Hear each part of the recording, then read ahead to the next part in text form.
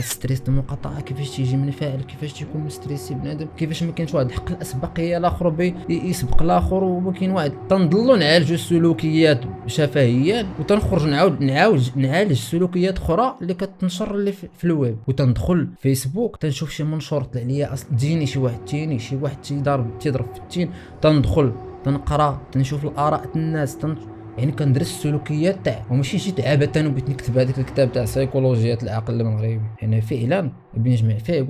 واحد السلوكيات اللي منها اللي جداد تدخلوا وقاسوا، ماشي غير واحد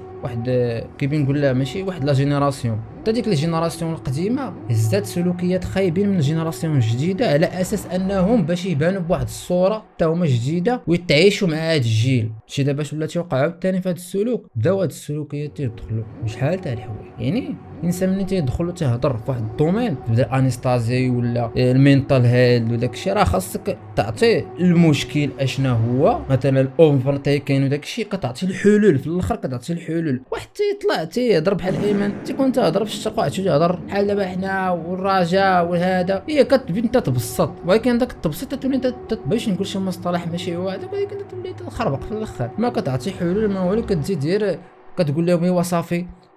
خاصنا ما نكونوش هكا خاص تعطي حلول اللي تكنيك نيت. سينو هضر على شي مختصر كتاع كتب، هضر في شي حاجه اللي قدرت تزيد شي افاده، وما تما راه كتخرج لنا واحد الجيل ما انت غرضك تكره الانسان في الدين وتكرهه في الاسلام وتبين بنادم متخلف اللي محافظ، وعرفتي الناس المحافظين فين واصلين.